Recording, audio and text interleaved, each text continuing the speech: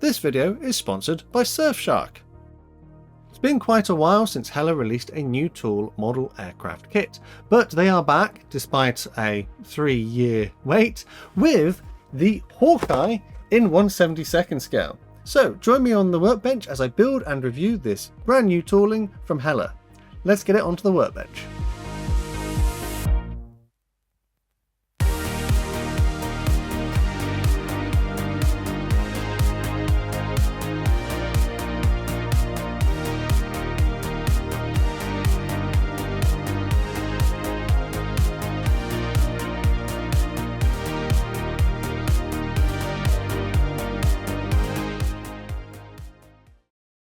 So, it's been quite a while since Hella released a new tool model aircraft kit, and it'll be interesting to see what this one is like.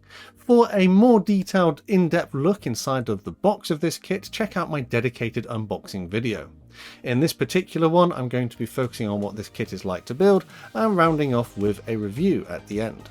I'll put a list of the products I used on the screen here to give you an idea of the kind of things to go and get if you fancy replicating what you see in this particular build. And without any further ado, let's get into it. As usual, I'll be cutting the parts away from the sprue using my cutters and then sanding away any rough areas or bits of flash with a sanding stick. Fortunately, this is a brand new tooling, so flash is absolutely at a minimum. There's hardly anything on here. I did have to make sure to sand away any leftover bits from the sprue gates though, as they can be a little prominent. My glue of choice throughout this build will be Tamiya extra thin cement, and construction began by building up the various elements inside of the cockpit. The cockpit is reasonably detailed straight out of the box and features some extra bits and pieces such as the control columns and seats which need to be glued into the floor of the cockpit. There are indications that this kit can have different variants, so make sure you check the instructions, but here I am drilling out a couple of holes for some parts which need to go on the outside a bit later on. There are some little moulded slots in the bottom as well for other parts which will need to be added later in the build. I just carefully cut them open with my knife. There is this component which is effectively like a blanking plug for the crew door, and it just hides the fact that there isn't a full interior. And then this component, which I presume has extra controls for the pilots, was glued into the roof of the cockpit. In the lower side of the nose there is this landing light part which needs to be glued in here. At the rear of the fuselage half, I glued in the arrestor hook mounting component. And then it was time to prime, for the first time.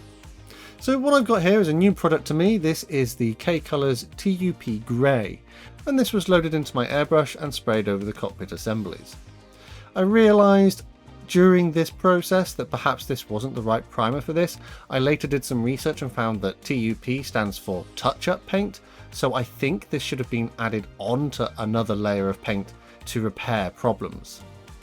It didn't give the finish that I was looking for, so whilst it was still wet I actually washed that off, and I'll make a note that this should be used to repair problems rather than as a straight up primer.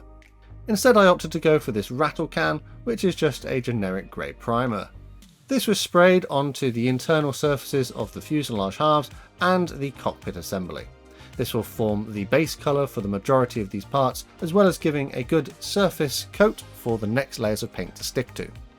Whilst the Grumman E-2C Hawkeye excelled at keeping an eye on the skies and keeping the naval fleet safe, you can also keep your own personal data safe with today's sponsor, Surfshark. Surfshark is a VPN, or virtual private network, which encrypts your online data and helps to secure your personal information. Particularly helpful if you connect to any public Wi-Fi networks, just like I do. Surfshark masks your IP address, helping to protect your identity and personal information, such as your location and internet history being linked back to you. With Surfshark's clean web feature, blocking ads, trackers, malware and phishing attempts, this allows you to surf the web safely. And whilst Surfshark is doing all of this, it's not monitoring, tracking or storing anything that you do online. Sometimes products are priced differently in certain locations in the world, so I can use Surfshark to change my location virtually. This is pretty handy for seeing if there are any differences in prices or special offers on model kits, depending on the country that you're viewing the website from. So, to take advantage of all these features and more, download Surfshark using my link surfshark.com/modelminutes in the description below, or use the code MODELMINUTES at checkout and get 4 extra months of VPN. Surfshark does offer a 30-day money-back guarantee, so there's no risk in trying it out. Thanks to Surfshark for sponsoring this video. Now back to the Hawkeye. Some Vallejo English uniform was painted onto the seats for the crew. Humbrol number 62, which is a leather colour, was applied to the headrests. Vallejo black was carefully painted onto the control panels and instruments. It would be easier to do these elements before gluing them together, but actually I found I didn't really have a problem doing this at this point. Humbrol number 1, which is a primer grey kind of colour, was loaded onto my brush and then removed because I'm going to do a bit of dry brushing. Dry brushing just catches all of the raised details and helps to highlight them. There are no decals provided for the control panels, so I thought this would be the quickest and easiest way to highlight these details. You won't really be able to see these through the cockpit windows later, so this is far as I went with the detailing. The cockpit assembly could then be glued into one of the fuselage halves. Now in front of the cockpit I'm going to glue in some liquid gravity. I'm using some matte Mod Podge here, as I learned from a previous build that if I rush things I could end up fogging the cockpit canopy. Matte Mod Podge should avoid this. I did turn this into a bit of a paste, and as I've got some paint in my little mixing bowl here, it'll kind of take on the colour of that. And then I applied this paste as far forward as possible to try and ensure that the aircraft won't sit on its tail. I do feel as though I stuffed an awful lot of liquid gravity inside of this fuselage half, but I guess we'll have to see if this is enough weight when we get to the end of the build. The tail surfaces are relatively straightforward to assemble. They come in a couple of parts which need to be glued together, and the fit is actually quite impressive. During this build there aren't really any areas which do have any fit problems. However, I would point out that they do have these little moulded probe type things onto some of these surfaces, and you do have to be careful when handling them because I found I did knock them off many times. The vertical tail surfaces were then glued onto the horizontal tail surfaces, but it might be worth checking your instructions and your decals because you may want to do this after painting and the decal application stage. I didn't know it at this point, but gluing these parts together here will effectively mean that some of the decals won't fit later on. The central wing component does have some of these end kind of supports which go onto them. You do get the option to have the wings folded or extended. I've decided to go with mine with the wings extended, as I'd like to display this aircraft to its full extent. With the upper wing component here glued into place, I then returned back to the fuselage halves. Inside of here there are a couple of windows, and these were glued in from the inside, with a small amount of Tamiya extra thin being used to hold them in place. A tiny little bit of glue allowed to wick around the edges shouldn't react with the plastic, but it should glue them quite solidly. I would repeat this process for the landing lights which go in the nose of the aircraft. And then with that done, the fuselage half could be closed up. The fit here is pretty good, although there is a small seam which might need a little bit of attention, perhaps just a little bit of sanding just to clean it up. Now onto the glazing. Interestingly, Hella have designed this so that the glazing goes in from the outside, which is a bit unusual. Normally these things come from the inside, and I had to be really careful here because actually I dropped them inside of the plane a couple of times. It is worth probably doing it at this point so that you can get those clear parts out by shaking the aircraft again, just in case, because if you move on much further then it'll be a hassle to get them back out. But with some careful application it is possible to get these clear parts into the right place. The fit is maybe a little bit loose, but I used the Tamiya extra thin cement again just to hold them in place and give a nice strong bond. The clear parts though are moulded to a nice quality and do give a reasonably clear view inside of the cockpit. Granted, you can't see that much through them, given that this is only 1/72 scale. I did go out and buy an aftermarket masking set for this. This is the Eduard mask set. Eduard masks are pretty good, but tend to be a little bit more expensive. The correct masks were peeled from the sheet and then applied in the relevant locations onto the clear parts. I do enjoy using masking sheets because this just makes this part of the build so much quicker and easier, and as the hard work of getting the shapes right is already done for you, it should result in some fairly accurate painting later on. I did have to remember to make sure I put the masks on those little windows on the side of the fuselage as well. The masks don't quite cover everything though, so some Vallejo liquid mask would be used to cover any areas which I thought perhaps needed a little bit of extra reinforcement. There is a small component which goes on the side of the aircraft. I believe this may be like an APU or something. It's definitely got an air intake and an exhaust. So this comes in a couple of parts which were glued together, and then it was positioned on the side of the model. And now I can join on the upper wing assembly which I built previously. The fit here is actually pretty good. This was then followed by gluing in the tail surfaces which I've already assembled, and again the fit was pretty decent. Now I'm going to turn my attention to the engines. The engines do have these air intake and exhaust kind of parts which need to be glued together. It did look a little bit confusing when I initially started to build them, but actually it makes sense once you start getting parts in the right places. They can only go in one place, and the design of the kit so far has been pretty intelligent. This pipework can then be glued inside of the engine cowling, and the landing gear bay component glued in here as well. The exhaust part can be added at the back of the engine, and on the sides there are these extra panels. I presume these come as extra parts because Hella has some plan for them in the future, but for now these blanking parts are just glued into place. The engine cowling components can then be glued together. It is worth noting that I am deviating ever so slightly from the instructions here. In the instructions you're meant to actually add the landing gear legs and supports etc. at this point, because that's the way they've been designed.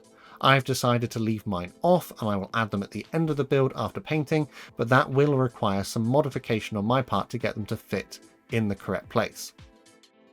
With that done, the engine nacelles were glued into position on that upper wing component.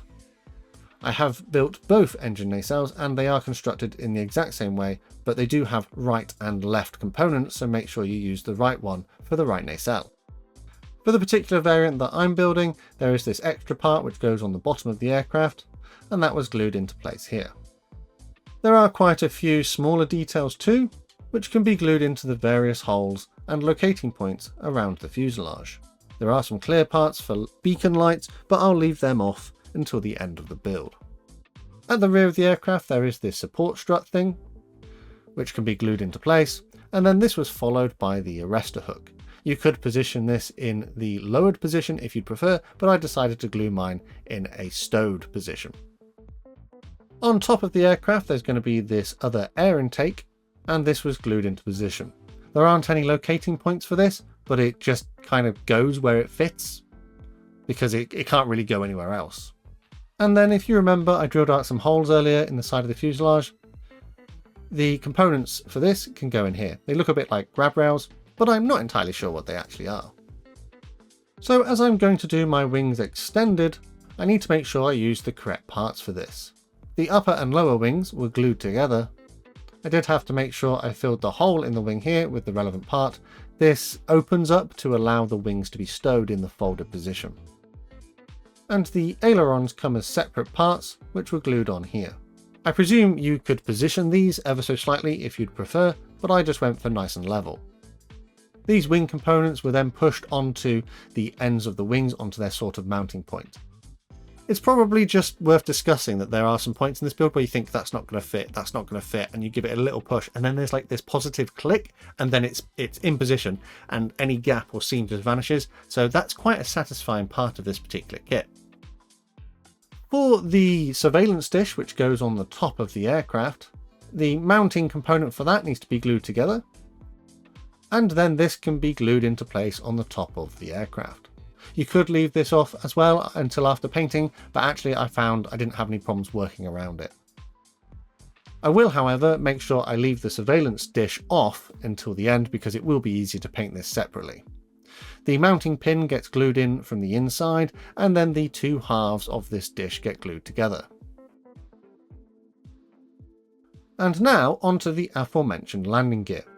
As I mentioned earlier, you should add this at the point when you build the engine nacelles. Because I'm going to assemble them here, that means I've had to remove some of the locating pins or sand them down a little bit so that they will fit back inside of the nacelle later on.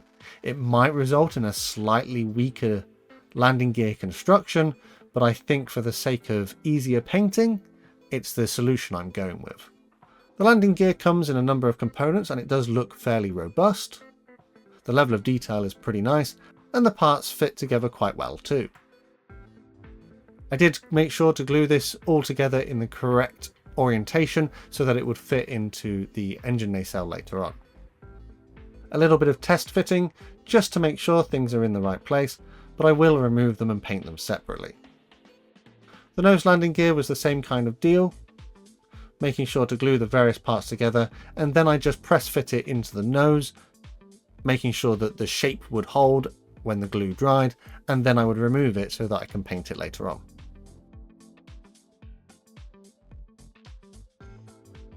There is a crew door component which you can position open or closed if you'd prefer. I've decided I'm going to have mine in the open position, so I glued the steps and the support arm onto this part.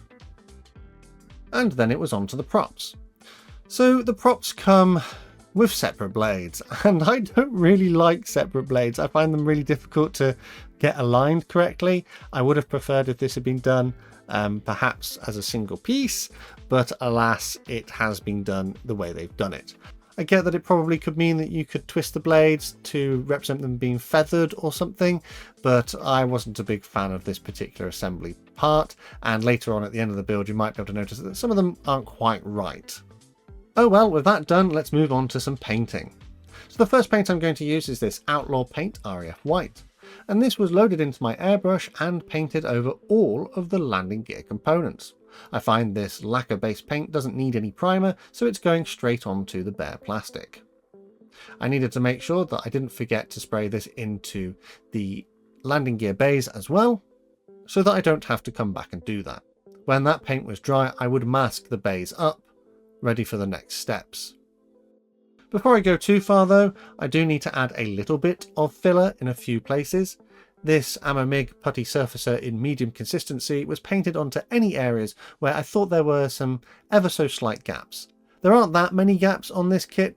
It's actually pretty well designed, the fit goes together really well, and some of the seams just vanish when you join things together, but there were a few little bits here and there which did need a little bit of filler. So this was painted on, and then when it was dry I would sand it smooth. And now it's time to prime. Again. I'm going to go with a paint I've been enjoying quite a bit recently. This is a black primer from Army Painter. This would be sprayed onto basically everything else that needs to be painted. Some things, such as the props and wheels, are going to remain in the black colour. I did actually mask the hubs of the wheels because they were already painted white. No point in making my life any harder than it needs to be. Having already masked the landing gear bays as well, the rest of the aircraft would be painted with this primer. This should allow a nice base layer for the next paints to stick to, and speaking of the next paint, I'm going to use this Outlaw Red. So the moving areas inside of the flaps need to be painted red, and whilst this is going to go onto a black primer, it would have been better to go onto a white primer because it would make it more vibrant. I just ended up building up a number of layers of this until I got some good opacity. I sprayed it onto these areas and also the areas on the wing surfaces where the flaps go. After this, I used some Vallejo Intermediate Green, which I thinned down with some Tamiya X28 acrylic thinner so I could load it into my airbrush. This was then sprayed onto the vertical tail surfaces on the tail of the model. I thought it would be easier just to paint these tail surfaces green, although some of them do have green elements on the decals. Some of them don't, so actually I decided to paint all of them in green, and then I would end up masking that whilst I move on to the next colour. So here I'm going to mix together some US Air Force Light Grey from Vallejo and some semi-matte varnish from K-Colors. I attempted a bit of pre-shading on this one, so this was painted onto the relevant areas to build up lighter and darker areas of the panel work. This was quite a time-consuming step, and I just took my time to make sure I could get it right. Pre-shading is a technique that I am exploring. Whilst I do have some experience of it, this is probably one of the larger kits that I've used it on recently. What I'm trying to achieve here is a bit of modulation and variation in the paintwork to give this a more three-dimensional and kind of depth to the model. After the pre-shading was done, I would use the exact same colour, just built up over the top, as my overall paint scheme colour. The sort of satin varnish which I added earlier on means that I should have a reasonably smooth paint finish. I had masked quite a lot of different elements to protect the things I've already painted, so when the paint was all dry, I carefully removed these masks and they seem to have done a pretty good job. There wasn't really anything that I had to go back and touch up, which means that I can move on to the next step. The semi-matte varnish would be loaded into my airbrush and then sprayed over the entire model. Although I did load this in as a mixture with the light grey earlier on, it's not quite as smooth as I would like, and I'm going to try and make a smoother base layer in preparation for the decals. But we're not quite there yet. I need to do a little bit more extra painting. Vallejo Black makes a reappearance here. A little bit of an oversight on my part. I could have just left the nose here in the black primer and masked it off before painting, but I totally forgot or just didn't even notice that there is a black nose on the aircraft, so I painted this carefully by hand. The next paint I'm going to use is some matte aluminium, and this was painted onto the relevant areas of the engine which required it, in particular the engine air intake and also the exhaust at the back. And now I can move on to the decals. So you get a medium-sized decal sheet, but only one paint scheme is included. So you are going to need all of them, but actually for some reason I ended up with some extras left over at the end. I'm pretty sure I ticked off every single one as I did them. I don't know why I have leftovers, but I just do. I cut the sheet into more manageable parts and then dipped the decals into some warm water.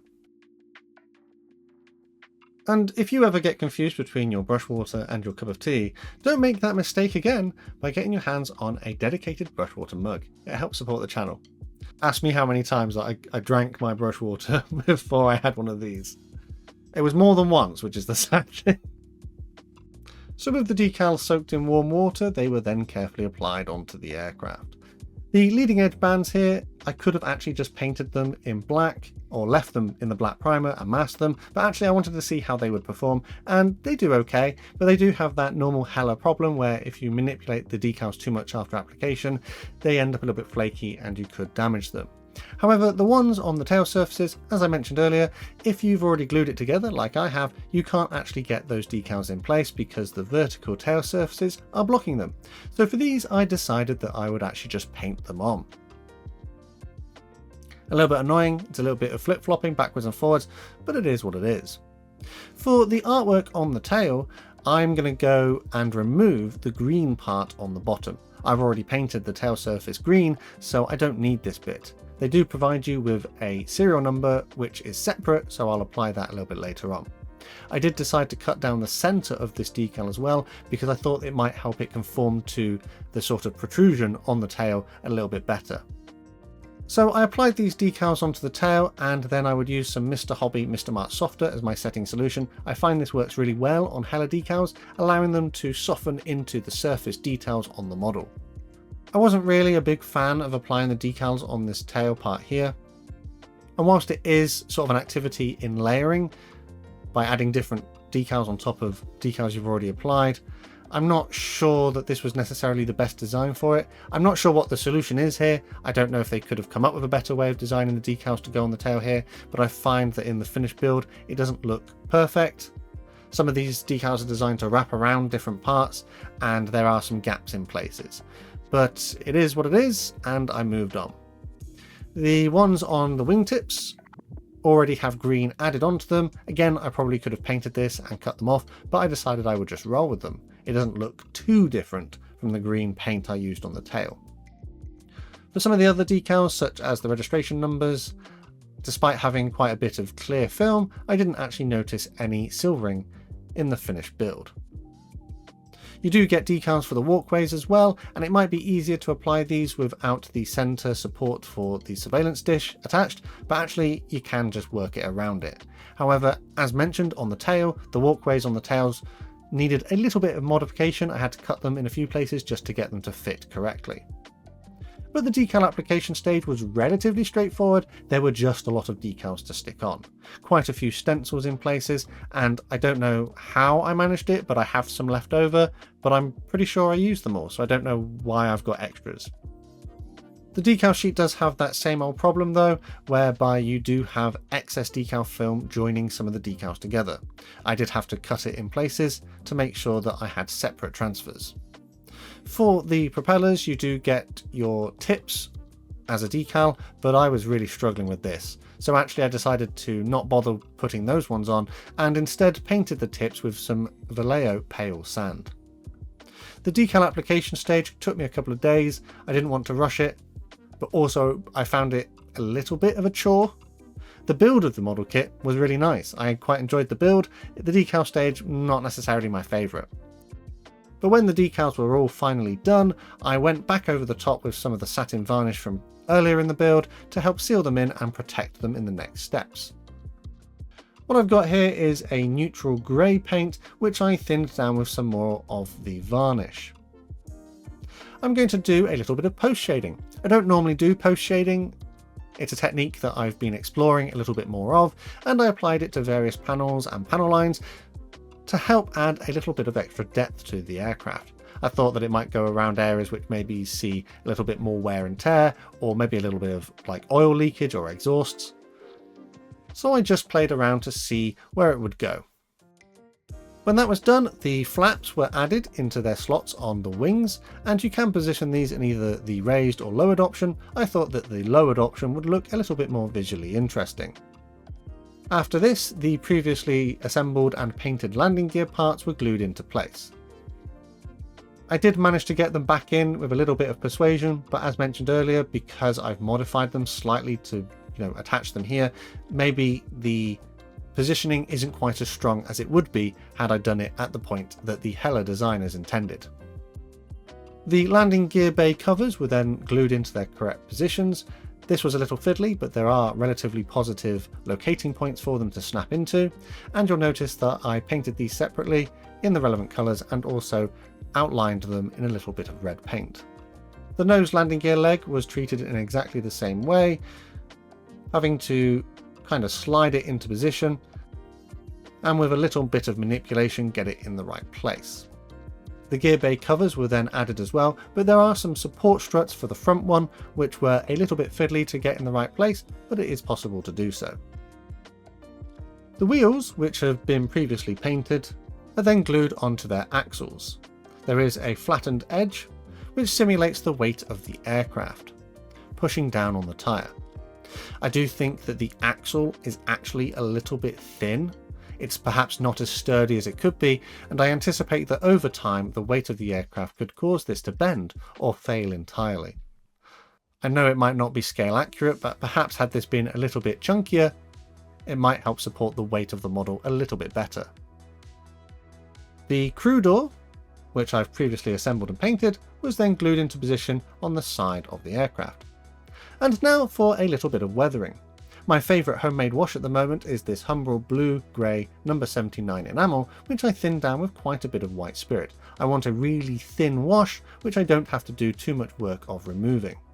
This was painted onto the entire aircraft and allowed to run into all those recessed details and further add some contrast. I did make sure to avoid any of the clear parts though, because I have found in the past that the white spirit can react with the clear parts and cause them to fog up, so I did make sure that those areas were not touched by this wash. And then when that was done, this matte varnish was loaded into my airbrush and sprayed over the entire aircraft. This is just going to help dull down anything that might still be a little bit satin from those previous varnishes I've used, and just blend everything together with a more unified finish. When that was done, the propellers were pushed onto the engines, and I removed the Eduard masks. They've done a really good job of protecting the clear parts, resulting in nice neat edges. There are some clear parts that still need to be added though, as I mentioned earlier on, so some Humbrol clear fix will be used to glue these onto the correct places. These included the navigation lights on the wingtips and also those beacons which go on the bottom and on the upper surfaces of the model. With the clear parts added, the windscreen wipers could be glued into position. I would use a little bit of matte Mod Podge for this, so that it wouldn't ruin any of the paintwork. And then this was followed by the little probe things which go on the top of the nose. The final step would be to add the surveillance dish on the top of the aircraft. And it's at this point that I realised that the nose weight I've added is not sufficient. It was fine literally up until I added this dish, but now the centre of gravity has changed and it is a tail sitter. So in classic Model Minute style, what I'm going to do is fix this problem by gluing it onto a base. So what I've got here is a cork circle which I've glued a printout of a carrier deck. This is something that I bought online and printed at home.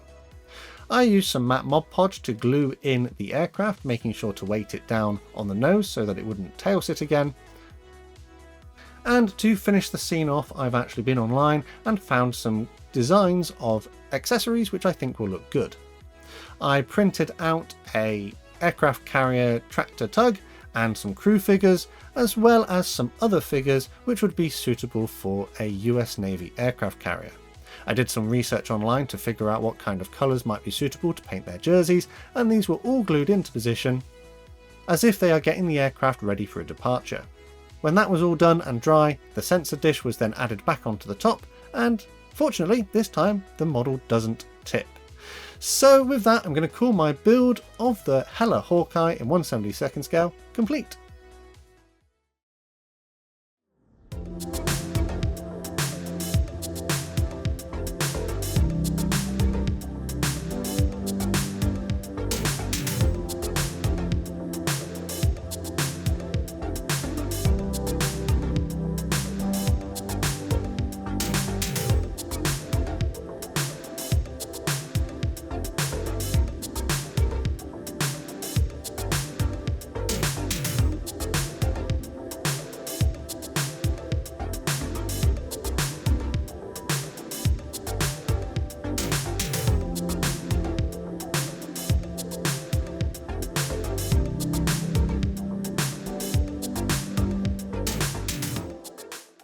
And that's another build under the belt. So what I'm going to do is talk about the things I didn't like so much about this kit first, and then swing into the more positive aspects.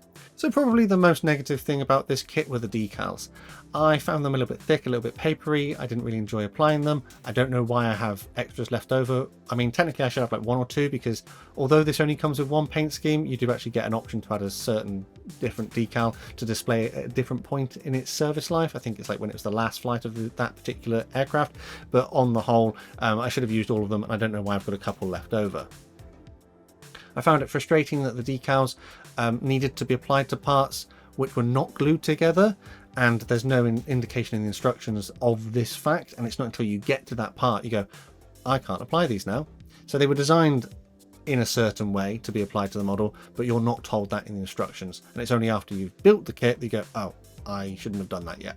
So yeah, instructions could use a little bit of work. The instructions are generally okay. I think there was one little error I noticed in it where one part has the same number as another, but you've already used that part, so it can't be that one, it has to be a different one. But I forget which one that was. I just remember going, oh, I've done that already. But I actually hadn't. So, you know, it is what it is.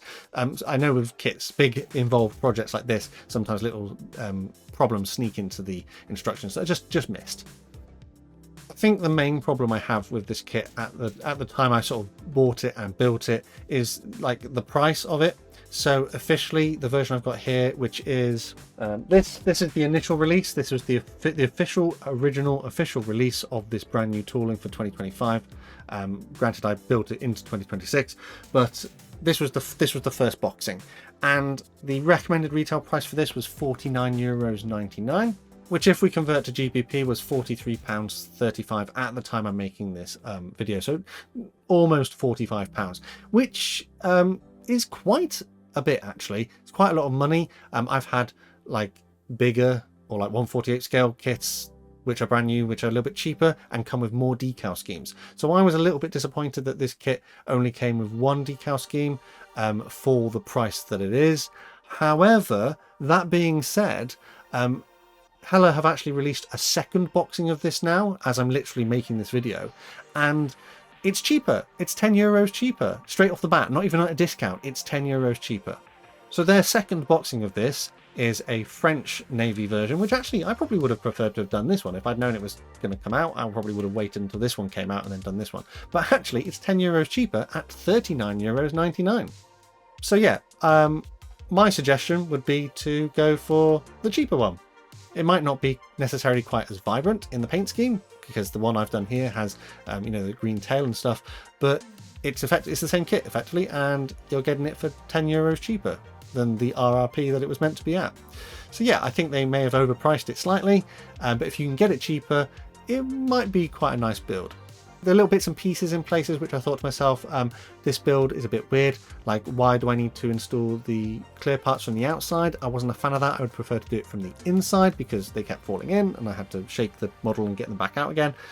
Or the fact that you have to glue the landing gear in before you paint it. That was a little bit annoying, and obviously I came up with my own solution to that problem, but I don't necessarily think that my landing gear is quite as robust as it probably would have been. But you know, I would have preferred that there be an option for that to be attached afterwards. It's almost like they didn't think about the process, the steps, the modelling options that you have. They went, well, there's just glue it in now, just be done with it. On that front, actually, you get no crew, and technically you don't get a raised landing gear option, but I think you could easily raise the landing gear by just gluing the landing gear covers into place. So yeah, a bit disappointing that for the price you didn't get two paint schemes to pick from. It was quite expensive for a brand new tooling, but now that the price has come down in the second boxing, I think that's definitely better value.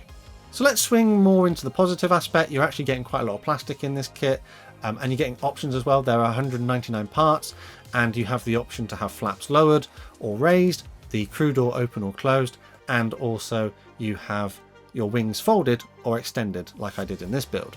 I like the level of detail. The level of detail is really nice, and although some people have said that the plastic is a little bit soft, I didn't actually mind the plastic being a little bit soft, because although there were some little sprue gates that had to be removed in places, the slightly soft plastic actually allowed for that to create a nice clean join. And that's another thing as well, is the build process for me, actually physically building the kit.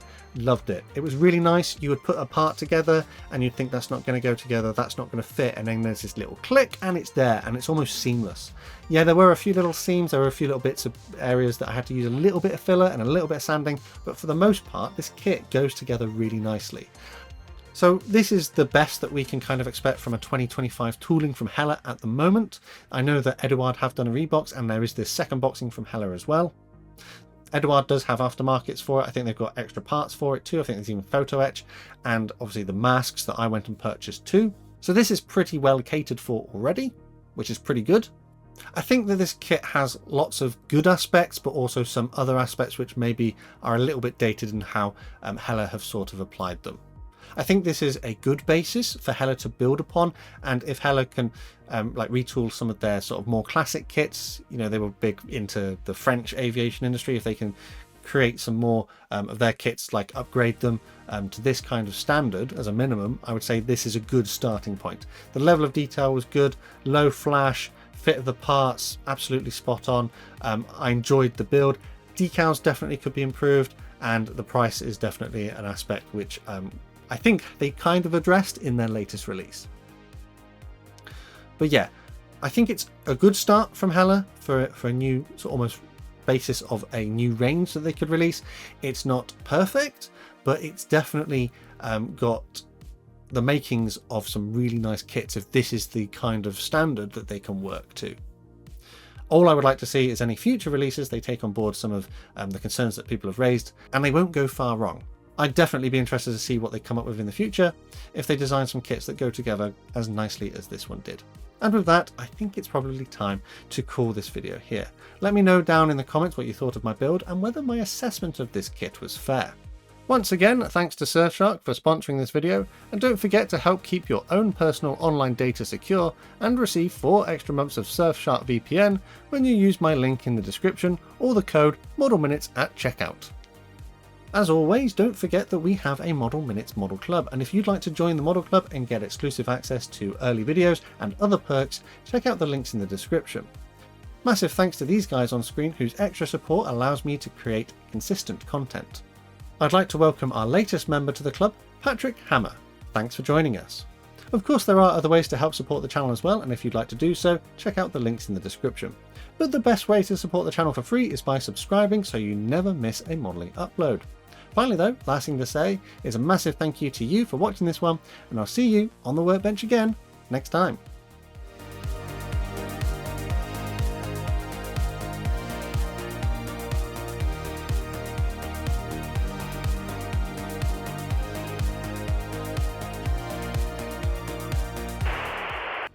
Hello, Hawkeye, take 1.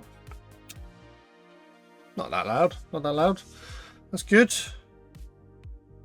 I don't think I'll get this in one take. This is a big project. Also, my window's open and I need to close my window. Made that so much harder than it needed to be. Right, window's closed. Let's start this, shall we? Let's get into this.